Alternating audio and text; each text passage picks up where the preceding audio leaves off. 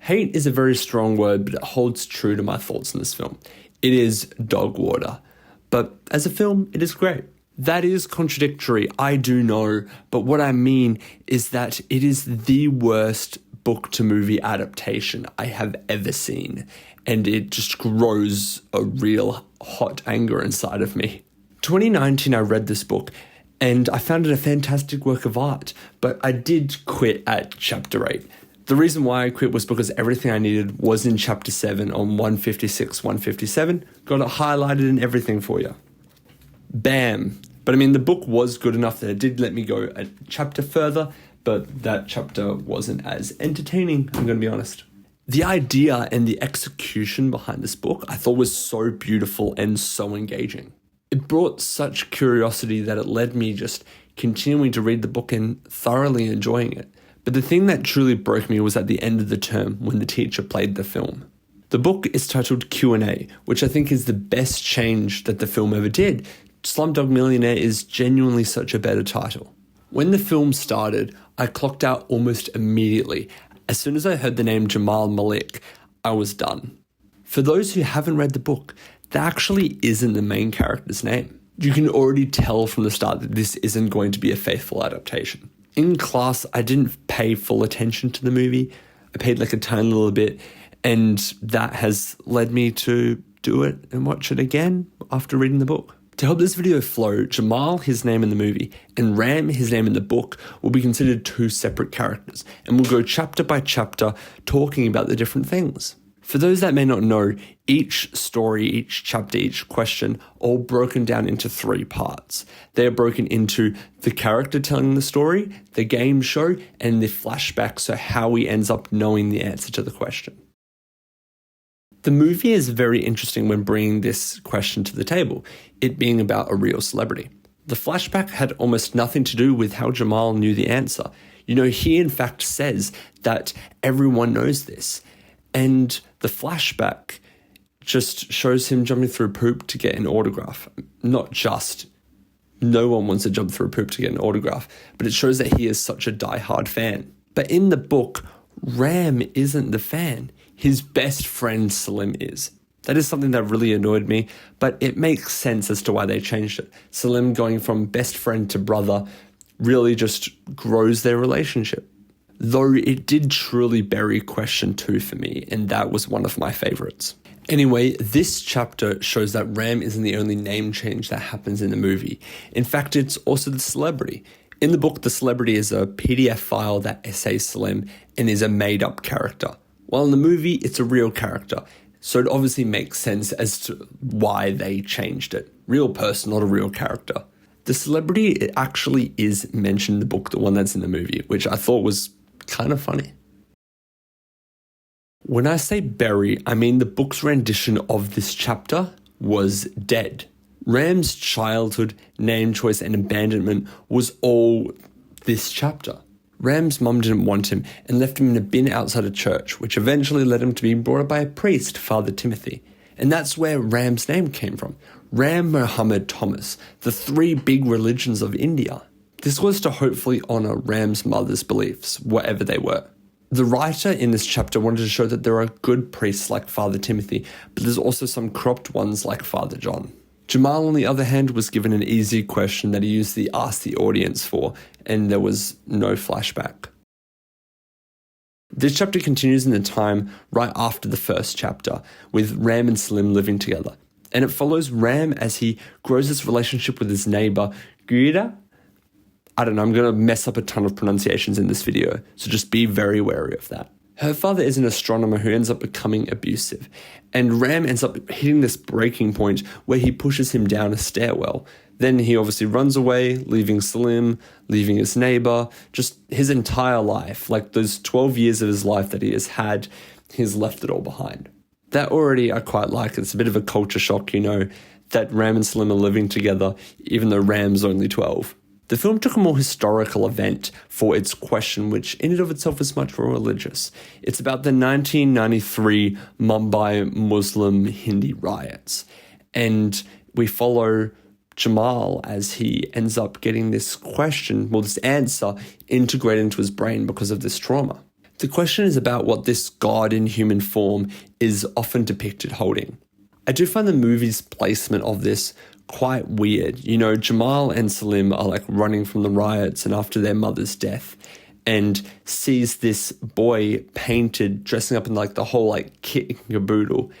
Like, I'm sure that there's some kind of like reference or like reason for that being the God of preservation, but it just felt so weird. And to a normal audience member, the symbolism would not ever land. Well, I guess if your beliefs are Hinduism, because it is Vishnu. Vishnu is a Hindu god for those that don't know. But anyway, in the story, while they were escaping, they met this girl, Lakita, and she came along with them. She is very important in this movie. Question 4 is the one that is the most similar between the book and the film. Not only is it obviously the movie is inspired by the book in this part, but it is almost exactly the same when you look at it from an overall perspective. They are both about the slavery of kids and the crippling of them to get more money when they're begging. Salim in this film starts to dip his feet into becoming the cropped person he is in the end by helping out those that have actually running this whole thing, running this whole place where they are capturing these children. Throughout this, we see this relationship start to form between Salim, Jamal, and Latika. This begins one of my least favorite changes, which we will get to about 20 minutes down the road. This romantic relationship type thing between Jamal and Latika. Ram meets Salim in this chapter, and we actually continue the story right after chapter 2. One thing I really love is how Salim hates Hindus. What I mean by that is that Ram adapts to survive. That's something he does throughout the entirety of the book, is he adapts to survive. And how does he adapt to survive in this instance? He goes by Muhammad instead of Ram. So that way you know Salim hates Hindus because of the riots that happened. That similar thing happened to him as a child, which is where the inspiration for that question came from. Well, the leading to the answer for the question. The biggest difference in this question between the two mediums is the escape.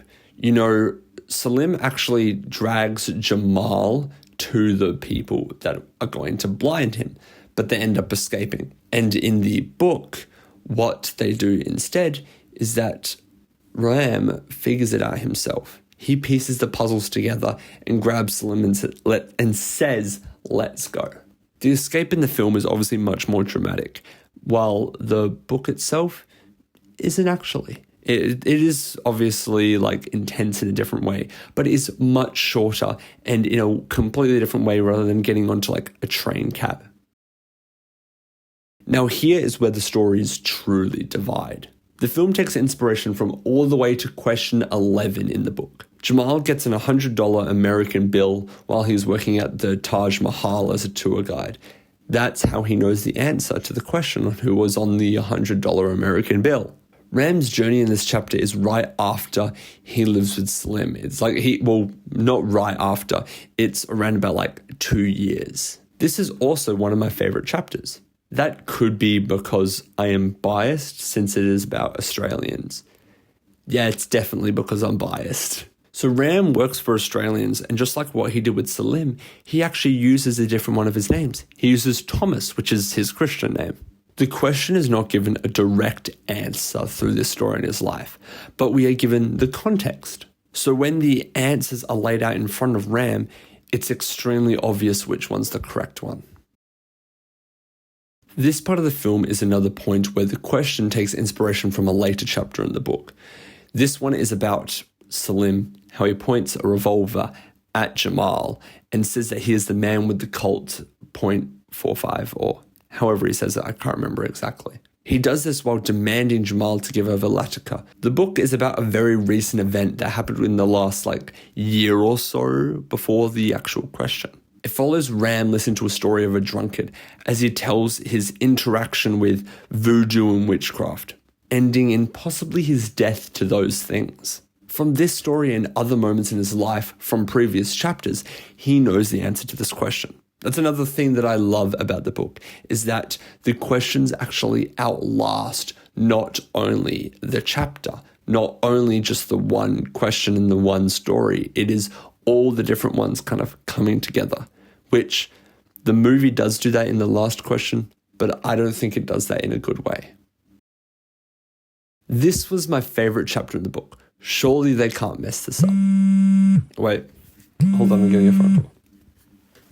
Yep. Wait. So you're telling me that... So Jamal works at a call center and he knows the answer from being British. And wait, so there's no relation to the book at all? Not even a flashback? Are you sure? Genuinely, I want to give up on this film sometimes. Now, this is actually one of the chapters that the film takes inspiration from. It is about the revolver, and I think it is the better way to actually show how Ram remembers the name of the revolver, of the creator of the revolver. This story continues right after Ram stops working for the Australians, and I think it continues in a really nice way. It's as he is on a train and a bunch of robbers come in and start to take everyone's money. And right after they take everyone's money, one of them grabs one of the girls on the trains and starts to her.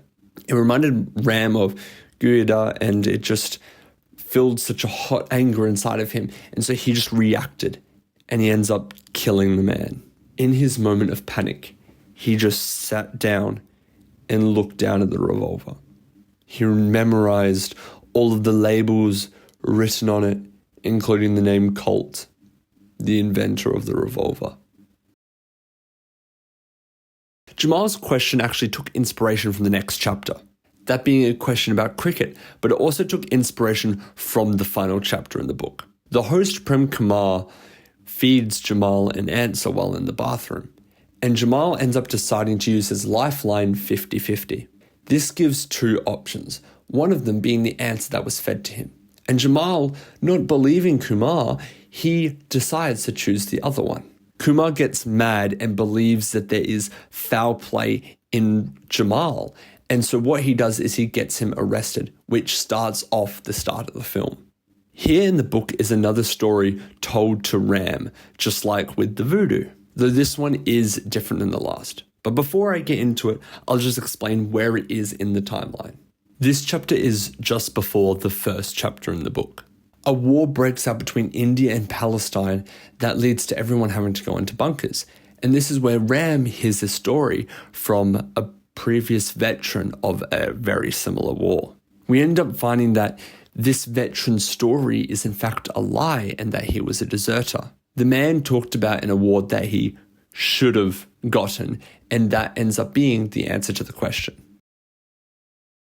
This chapter leads to that cricket question that I mentioned earlier. It is the closest story to Ram going on the game show. It's actually Ram and Salim, and the story is told through Salim as he is telling Ram. Salim tells him what's going on in his life, which ends up giving Ram the answer. This question in the film is actually very confusing because it is the final question. The reason why I say it is so confusing is because in the book there are 3 more questions. And in the real show that this is based off, there are 6 more. The question is something that is referenced throughout the entirety of the film. It is about the 3 musketeers. And the problem is that Jamal has no idea who the third one is. So he calls up his best friend, who they call each other the 2 musketeers, Salim. Oh wait, no, it's not his best friend, it's his brother. I am still annoyed about that. But anyway, he calls Salim and instead Latika picks up the phone. And she ends up saying that she is okay and that she has no idea what the answer is. A bloody waste of a lifeline, if you ask me. What the heck?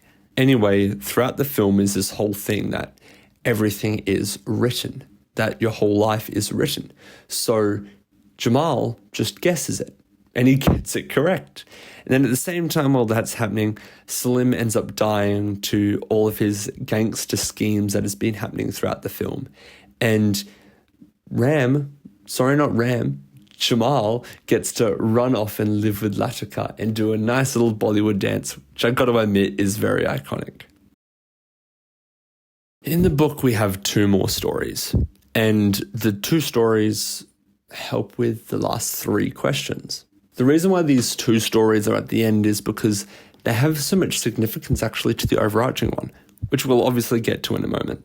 Starting with the first question. It happens when Ram and Slim escape the gangsters and before the war happens in India and Palestine, between India and Palestine. Ram actually works for a celebrity that is past her time, past her peak, and she ends up ODing because of something some dude says or some dude does. We don't exactly know what he does, what he says, what he does, what he does, what or who he is. All we know is that Ram actually sees the face of the man. The second story follows Ram as he is a tour guide at the Taj Mahal. This is right after his run-in on the train. On one of his tours, he ends up going out afterwards with those guys and goes to the red light district of Mumbai. He ends up going to one of those houses and ends up with this girl. Nita is a girl his age, and Ram actually falls in love with her. He just continues to go back and to pay money to see her over and over. And eventually, they start going out, and she actually falls for him as well. This already to me is a much more interesting love story because it is abnormal. Ram actually goes and asks her handler for her hand in marriage, but he says no. He laughs off Ram and asks for 4 lakh, which is it is 400,000 rupees. This gives Ram a goal. If he earns this much money, then he'll be able to marry the woman that he loves and take her out of this horrible cycle of chushin. I won't say the rest of the word. As he finally gets enough, it turns out that his friend actually has rabies. The cure, the vaccine for rabies is the same amount. 4 lakh, that word. Sadly, Ram chooses not to save him, and instead he goes to pay for his loved one. Ram ends up finding out that Nita is actually in hospital, and her handler blames him for it. That Nita refused to do something because of this idea of freedom, this idea of being able to get away from this horrible life, and he blames him for it. So what he does is he ups the price 2 more. So 200,000 more rupees. And Ram walks away defeated. He realizes that each time he's going to come back, the price is going to just continue to go up. The handler is going to find another excuse. As he walks away, he runs into a father who his son has rabies.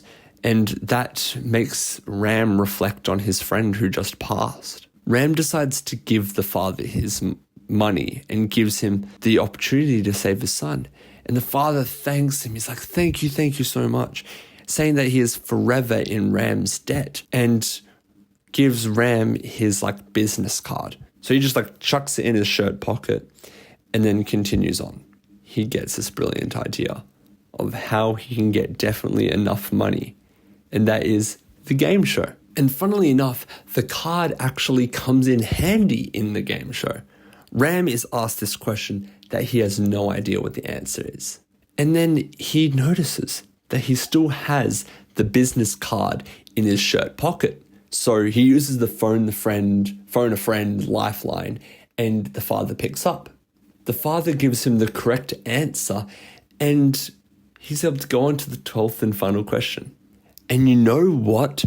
The 12th and final question is about the Taj Mahal. Prem Kumar taunts Ram. He's like, you won't know this unless you have a PhD in history. And then Ram is like, you idiot. I know this answer. How? How do you know this answer?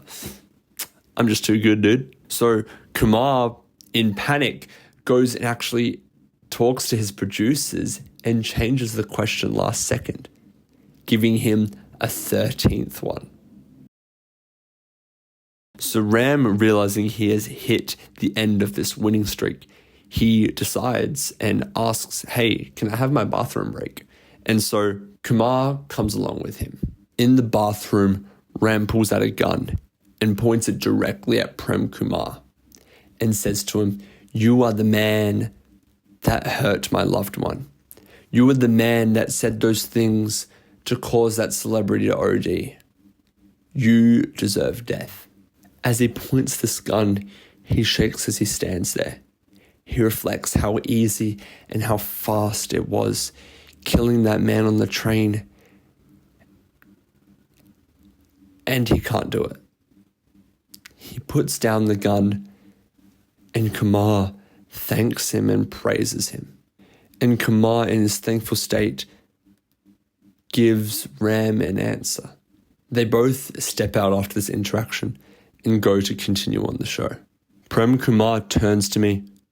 Mr. Ram Muhammad Thomas, before we took our last break, I asked you the final question. Question number 12 for 1 billion rupees. I'll repeat the question again. Beethoven's Piano Sonata number 29, opus 106, was known as, I'm not going to try and pronounce that name, is in which key? It is in A, B flat major, B, G minor, E, E flat major, or D, C minor. Are you ready with a reply? No. No? I mean, I don't know the answer to this question. The camera zooms in on my face. There are audible gasps from the audience. Well, Mr. Thomas, as I told you, you were standing at a historical crossroads. One path leading to unimaginable wealth and fortune, but the other three simply taking you to your starting point. So even if you take a wild guess carefully, you can win all or lose all. This is the most important decision of your life. Ram asks for the final lifeboat, a 50-50. A and C flash up on the screen. Ram pauses and thinks about what Kumar said in the bathroom. A is the correct answer. But is it a lie or is it the truth? And this is the fight that is happening inside of Ram in this moment. He decides to put his faith in a coin. He holds this coin in his hands, puts it in his finger, and flips it. And the answer is heads. 1 billion rupees on the line. 18 million AUD. 11.5 million USD. And A is correct. To be honest, I've actually been very biased throughout this review. But truthfully, I do not think the film is terrible. It does have flaws, especially in Salim's death, it feeling like just a separate thing that happens in the story. And is almost what feels like a sudden turn against his brother Jamal. Though I completely understand why it won awards, it opened the eyes of the Western side of the world to what actually happens in these third world countries. The slums of Mumbai is something that really should be known worldwide, what is happening there. Oh my God, like, can we talk about like the political and economic state of the world right now? And it truly gave Dev Patel the platform he truly does deserve and created an iconic ending that is talked about. That this film, Slumdog Millionaire, is talked about and is known. And many people cried watching it. I didn't, but I know many people who did. But through it all, it really didn't feel like an adaptation. It was just inspired. Like there was so many changes that it felt like a shell. It didn't feel at all like the book. And that really did disappoint me. I really shouldn't have gone into watching this film expecting an adaptation of this book. The film's prize money was $10 million, while the book was 1 billion rupees, which obviously is a huge difference. And I truly do think that it was changed that way because in the film, audiences don't think about how rupees are, like the price difference between rupees and USD and stuff like that. And like this, I understand most of the changes in the movie, though understanding and liking are two very different things. This film couldn't have been done better. And that is because it can't be done in a film format. It could never have done justice to the source material, no matter how hard that they tried. This brings up what I said at the end of my last comparison video. This should have been a series. Each episode could have easily fit into the questions, besides maybe the last one, but I truly do think that it could have. And, each of the different bits would have been able to balance more. The 3 storylines, the flashback, the telling of the story, and the actual game show itself. That would have been able to be balanced so much better. I do think that the flashback was balanced well in the film, but I do think that it could have been done way better in a series format. The questioning felt so intrusive on the story in the film, and I feel like if they took it out of the film, it actually would have benefited it. No matter how much I feel so attached to that part of the story, I don't think that it was the correct decision to put it in the film. I can understand why some things weren't adapted, such as in that last story about the red light district in Mumbai. I'm sure that they wouldn't like that. And the culture stuff behind it in the book, I'm sure they definitely wouldn't have liked that. There were several points in the book that genuinely did feel like digs towards certain cultures. And I can understand why it wasn't put in the film. Do I think we will ever get a faithful adaptation? No. Sorry, I've just got a minute. At the end of November, they actually announced that they're working on possibly a sequel and a TV series, which brings so much joy inside of me. I started reading this book back in September, August, that kind of time. And the fact that they could remake a better version, one that's actually accurate to the book, brings so much joy to me. And so I will be on top of that as soon as we get more news, probably. Now, I don't have plans for my next video because the current book I'm reading doesn't really match this format. But after that is catching fire, so be excited for that.